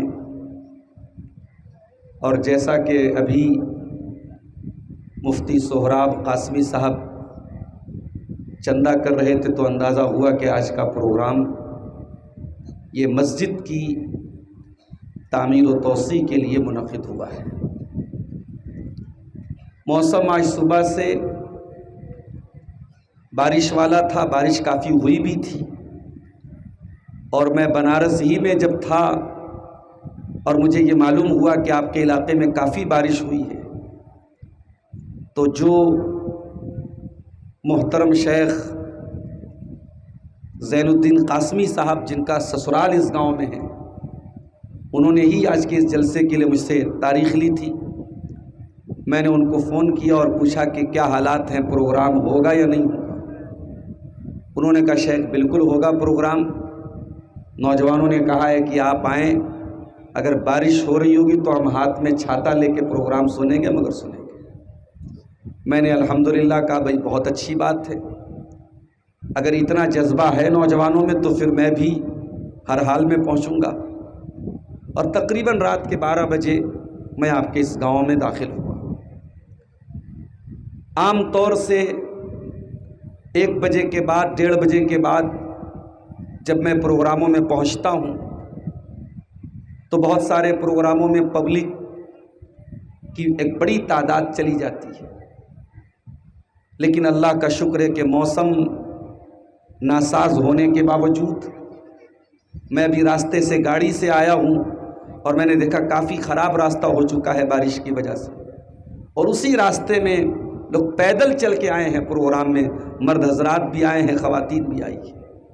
یہ جذبہ آپ کا قابل تعریف ہے، اور ہمارے عزیز دوست اور آج کے اس جلسے کی نظامت کے فرائض انجام دے رہے شیخ حافظ شمشیر عالم فیضی حفظہ اللہ نے جو میرے بارے میں مبالغہ آرائی کی ہے، اس پر میں بس یہی دعا کروں گا اللہ تعالیٰ سے کہ اللہ تعالیٰ مجھے شیخ محترم کے اور آپ سب کے گمان کے مطابق بنا دے، مجھے اللہ تعالیٰ حاسدین کے حسد سے اور شریروں کے شر سے محفوظ رکھے، اور آپ حضرات کے درمیان بار بار آنے کی مجھے سعادت ملے، اور میری باتوں کے ذریعے اگر کسی بھی گنہگار کی اصلاح ہو جائے، کوئی بے نمازی نمازی بن جائے، کوئی شرابی شراب سے توبہ کر لے، تو میں سمجھتا ہوں کہ ہم سب کا اس طریقے کے پروگراموں میں آنا، ہماری جو بھی محنتیں ہیں جلسہ کرانے والوں کی، مقررین کی، وہ محنتیں انشاءاللہ کامیاب ہیں۔ اللہ تعالی ہم سب کو توفیق دے کہ ہم حق باتوں کو بیان کریں، اور حق باتوں کو اللہ تعالی ہم سب کو سننے کی اور اس پر عمل کرنے کی توفیق عطا فرمائے، آمین۔ میرے بھائیوں، قرآن کریم میں اللہ تعالیٰ نے پچھلی قوموں کے واقعات کی کثرت سے بیان کی ہے۔ کبھی آپ نے غور کیا؟ Quran is not a book of history, Quran اتہاس کی کتاب نہیں ہے، قرآن ذکر ہے، قرآن موعظت ہے، قرآن دلوں کی بیماری کے لیے شفا ہے۔ پھر قرآن میں قوم عاد کا ذکر کیوں؟ قرآن میں قوم سمود کا ذکر کیوں؟ قرآن میں ابلیس کا واقعہ کیوں؟ قرآن میں فرعون کا واقعہ کیوں؟ اللہ تبارک و تعالی پچھلی قوموں کے واقعات بیان کر کے ہمیں اور آپ کو سمجھا رہا ہے۔ اے میرے بندو، تمہیں صراط مستقیم پہ چلنا ہے، تمہیں اللہ کے بتائے ہوئے راستے پر چلنا ہے، تمہیں ان قوموں کی طرح اللہ کے راستے سے ہٹنا نہیں ہے، تمہیں اللہ تعالیٰ تک پہنچنے کا صحیح راستہ بھی معلوم ہونا چاہیے اور غلط راستے کی بھی جانکاری ہونی چاہیے۔ میں پٹنہ سے آپ کے اس گاؤں میں آیا، میپ لگا کر کے ہم نے لوکیشن لگا کر کے ہم گاڑی چلا رہے، اگر لوکیشن نہ ہو، راستہ کوئی بتانے والا نہ ہو، کوئی غلط راستہ بتانے والا بیچ میں آ جائے، کہیں اور لے کے چلا جائے، ٹائم بھی برباد ہوگا، انرجی بھی برباد ہوگی، فیول بھی برباد ہوگا۔ اسی طریقے سے میرے پیارے ساتھیوں، ہمیں جنت کا راستہ، اللہ کا راستہ اگر طے کرنا ہے تو ہمیں غلط راستوں سے بھی بچنا ضروری ہے۔ اسی لیے 5 ٹائم کی نمازوں میں ہم جب سورہ فاتحہ پڑھتے ہیں، ہم اللہ سے کہتے ہیں اہدنا الصراط المستقیم، اے اللہ تم کو سیدھے راستے پر چلا، صراط الذین انعمت علیہم، اے اللہ تو ہمیں ان کے راستے پر چلا جن کے اوپر تیرا انعام ہوا۔ اتنا کہہ دیتے بات ختم ہو جاتی، مگر اتنے پر بات ختم نہیں ہوئی، ہم نے آگے کہا غیر المغضوب علیہم ولا الضالین، اے اللہ ہمیں ان کے راستے پر نہ چلانا جن کے اوپر تیرا غضب نازل ہوا، جو گمراہ ہو گئے، جو بھٹک گئے۔ اے اللہ ہمیں یہود و نصارہ کے طریقے پہ نہ چلانا، ہمیں گمراہ ہو جانے والے لوگوں کے راستے پہ نہ چلانا۔ اس کا مطلب یہ ہوا کہ اللہ تبارک و تعالیٰ یہ دعا ہمیں جو ہم سورہ فاتحہ کی شکل میں 5 ٹائم کی نماز میں بار بار پڑھ رہے ہیں، یہ دعا ہمیں بتا رہی ہے کہ یہود و نصارہ کے راستے پر بھی مسلمانوں کو چلانے کی سازشیں رچی جائیں گی، اور مسلمانوں کی ایک بڑی تعداد یہود و نصارہ کے راستے پر چلے گی۔ میرے پیارے ساتھی، آج آپ دیکھیں مسلمانوں کا ایک بڑا طبقہ، ان کا لائف سٹائل، ان کا کھان پان، ان کا رہن سہن، ان کی عورتوں کے کپڑے، ان کا جینے کا انداز مسلمانوں والا نہیں ہے، یہود و نصارہ والا ہے۔ ان کے بچوں کا ہر سال برتھ ڈے منایا جا رہا ہے، وہ شادی کی سالگرہ منا رہے ہیں، ان کی شادیوں میں منگنی اور ہلدی کی رسم ہو رہی ہے، ان کی تمام شادیوں میں تمام غیر مسلموں کی رسم و رواج کو فالو کیا جا رہا ہے، ان کے گھروں کی عورتیں منگل سوتر پہن رہی ہیں، مانگ میں سندور بھر رہی ہیں، تمام غیر مسلموں کا کلچر ان کے گھروں میں آ چکا ہے۔ یہ ایک اتفاق نہیں ہے میرے ساتھی، اس کی بھی پیشن گوئی کی تھی اللہ کے پیارے نبی صلی اللہ علیہ وسلم۔ یہ کولر نہ ہو تو بند کر دیجیے، ایسی بہت خاص گرمی تو نہیں ہے میرے خیال سے، کولر کی وجہ سے تھوڑا سا مجھے ڈسٹرب ہو رہا ہے، بند کر دیجیے، اب گرمی لگے گی تو پھر چالو کرا رہے، بند کر دیجیے۔ آپ غور کیجئے، اللہ کے پیارے نبی نے اس کی بھی پیشن گوئی کی تھی۔ لَتَتَّبِعُنَّ سُنَنَ مَنْ كَانَ قَبْلَكُمْ شِبْرًا بِشِبْرٍ وَذِرَاعًا بِذِرَاعٍ، تم اپنے سے پہلے کی امت کے طریقے پر چلو گے، اگر وہ ایک بالشت چلیں گے تو تم ایک بالشت چلو گے، اگر وہ ایک ہاتھ چلیں گے تو تم بھی ایک ہاتھ چلو گے، جو وہ کریں گے تم ان کی پیروی کرو۔ آج یہودی اگر کھڑے ہو کے کھانا کھانے پر فخر کرتا ہے تو مسلمان بھی کھڑے ہو کے کھانا کھانے لگا ہے، بفے سسٹم والا کھانا مسلمانوں میں بھی چل رہا ہے۔ کبھی آپ غور کیجئے صاحب، بڑے پیسے والے لوگ ہیں، بڑے کروڑ پتی ہیں، کیسے کھانا کھلا رہے؟ کھڑے ہو کے کھانا کھلا رہے، ادھر روٹی لینے جاؤ، ادھر چاول لینے جاؤ، ادھر سبزی لینے جاؤ، ادھر گوشت لینے جاؤ۔ کیا ہے صاحب یہ طریقہ اچھا ہے یا عزت کے ساتھ بٹھا کے جو آپ کے انصاریوں میں کھلایا جاتا ہے، شیرسا باغیوں میں کھلایا جاتا ہے، بھائی عزت کے ساتھ نکال کے ادھر، یہ زیادہ اچھا ہے؟ بتائیے،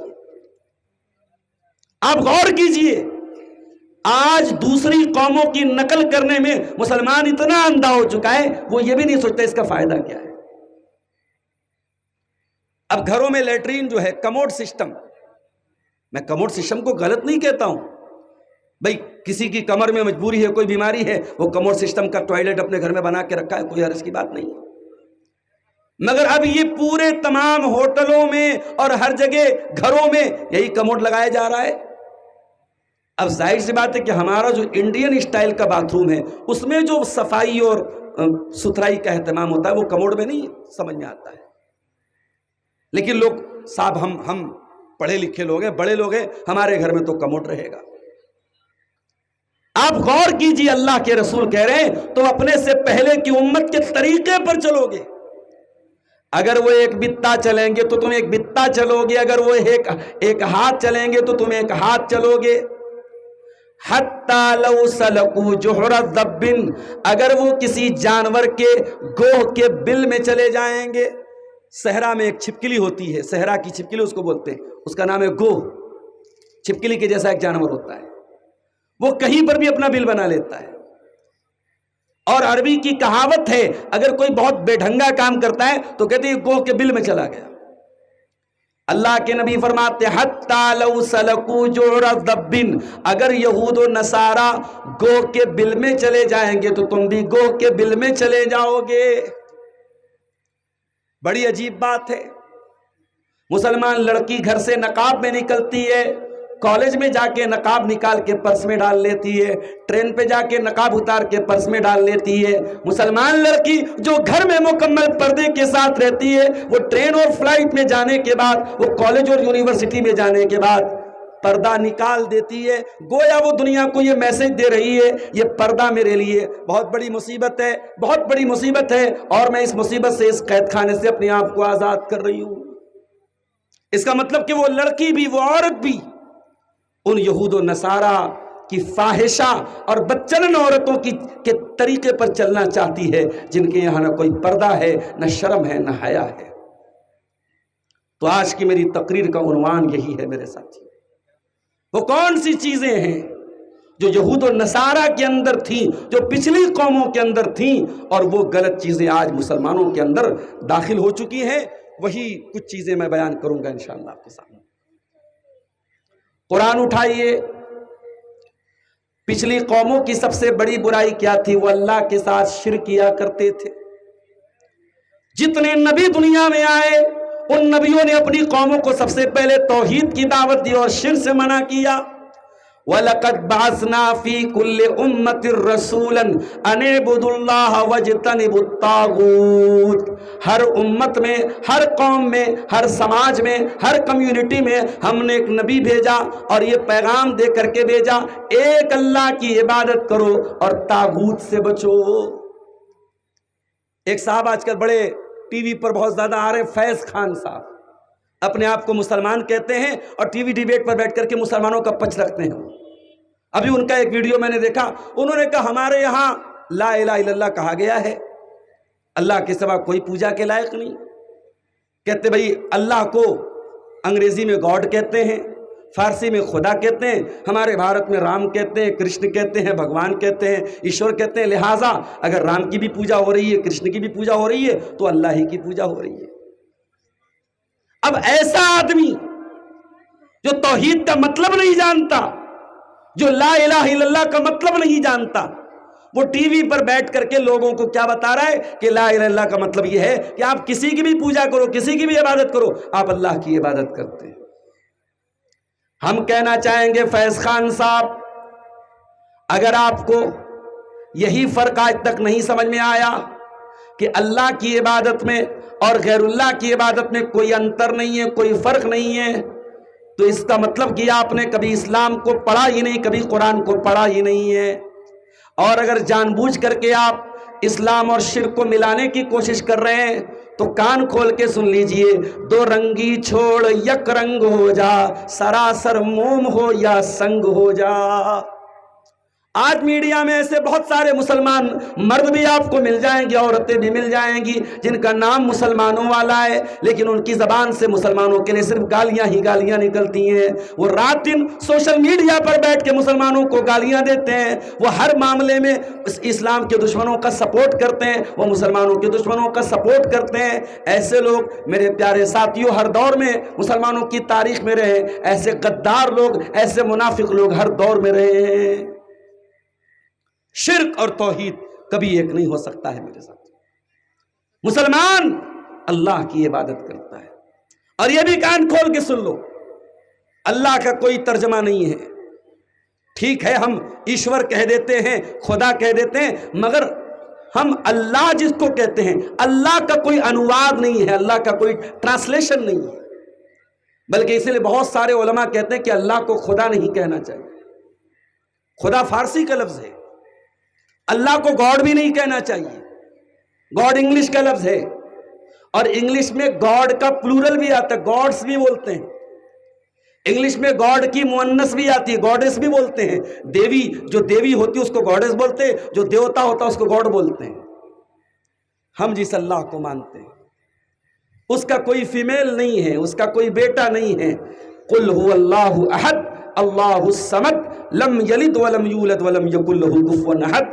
ہم جس اللہ کی عبادت کرتے ہیں وہ ایک ہے، اکیلا ہے، اللہ الصمد، وہ بے نیاز ہے، ساری کائنات کو چلا رہا ہے، ساری کائنات اس کی محتاج ہے، وہ کسی کا محتاج نہیں ہے۔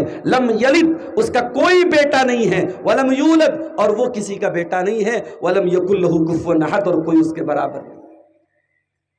آج پچھلی قوموں کی پیروی کرنے میں مسلمان اتنا آگے بڑھ گیا کہ مسلمان کی صف میں آج شرک ہونے لگا۔ کتنے مسلمان پتھر کے آگے بھی ہاتھ جوڑ لے رہے ہیں، کتنے مسلمان شرکیہ نعرہ بھی لگا رہے ہیں، شرکیہ کاموں میں ہاتھ بٹا رہے ہیں، کتنے مسلمان دکان اوپن کر رہے ہیں تو ناریل پھوڑ رہے ہیں، کتنے مسلمان دوسروں کو خوش کرنے کے لیے شرک کی تعریف بھی کر رہے ہیں۔ میرے پیارے ساتھیوں، کان کھول کے سن لو، اگر واقعی میں مسلمان ہو کبھی کفر اور توحید میں کبھی کمپرومائز مت کرنا۔